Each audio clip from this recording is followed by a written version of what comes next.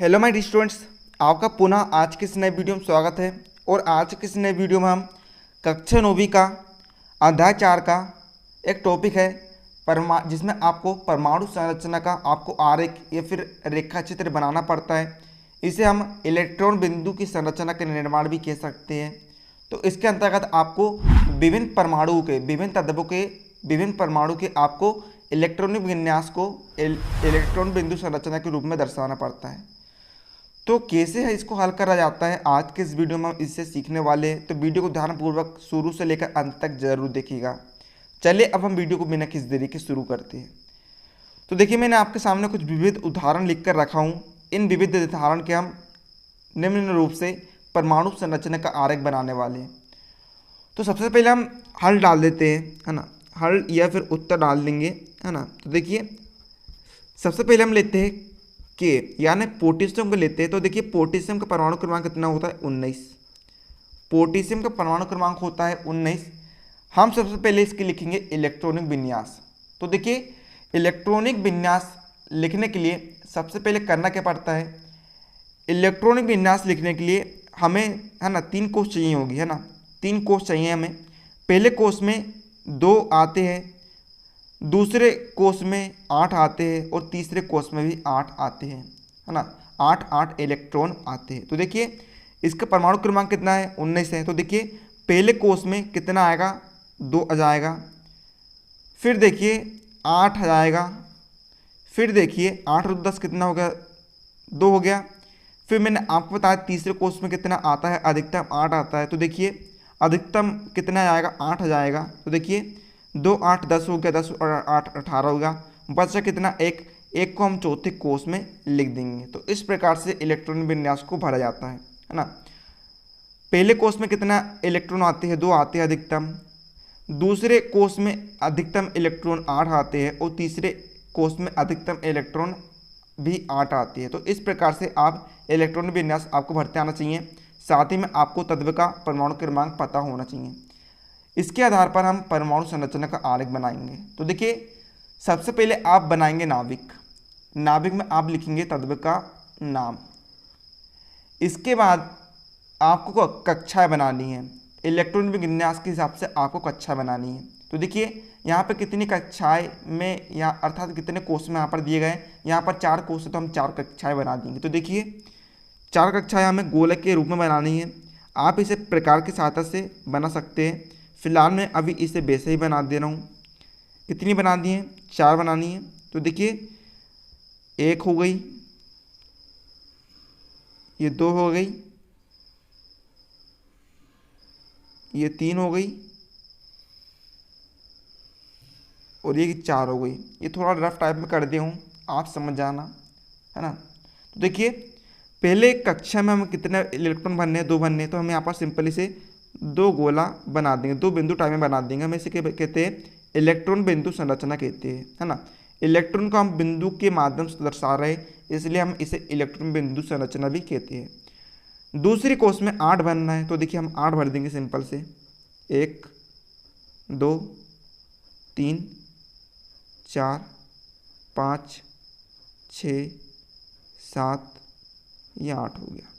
तीसरे में भी हमको 8 भरना है। तो देखिए, 1 2 3 4 5 6 7 8 और आखिरी वाले में हमको 1 भरना, तो हम भर देंगे सिंपली से 1।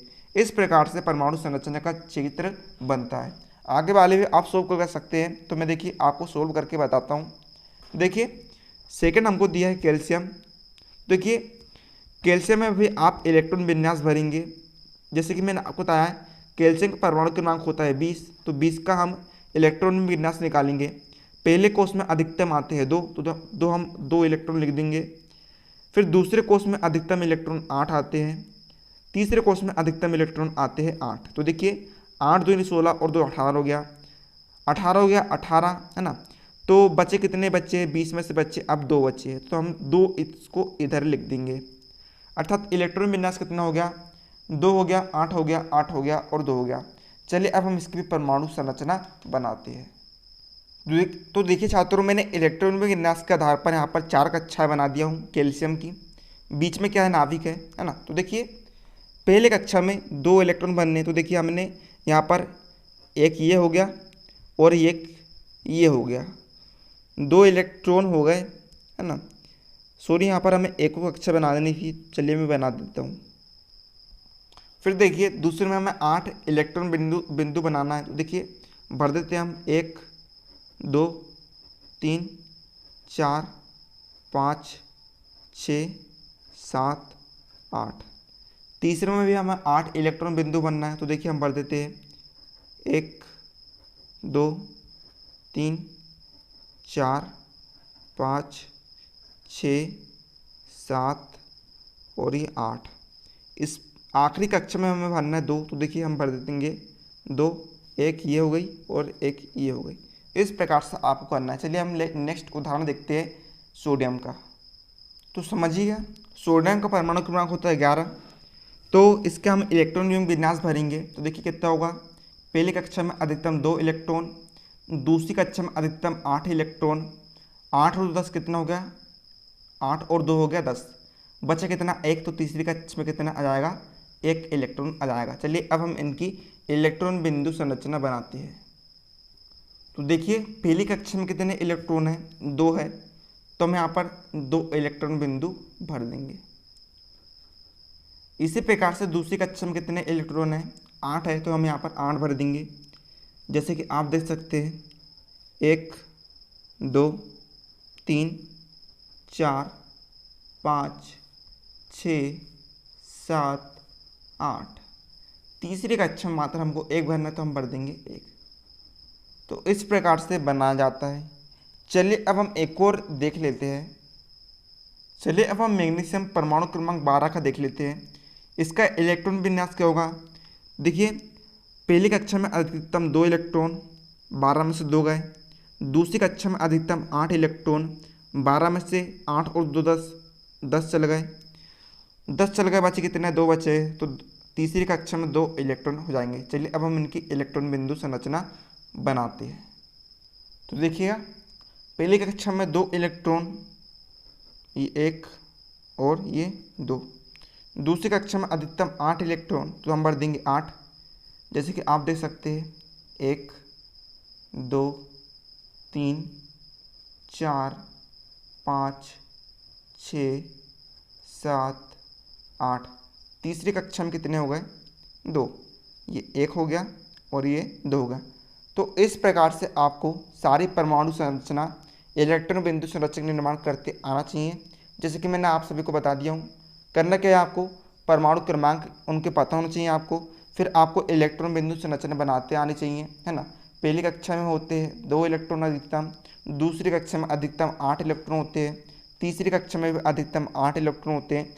इस प्रकार से आपको भरते आना चाहिए। उनके आपको परमाणु की गणना करनी है, इलेक्ट्रॉन की गणना करनी है, फिर आपको उनकी परमाणु संरचना बना देना है। कोष के हिसाब से आपको गोले बना देना है। तो इस प्रकार से इसे हल करा जाता है। तो उम्मीद है आप सभी को समझ में आ गया होगा। तो मिलते हैं अगले वीडियो, तब तक के लिए जय हिंद, जय भारत।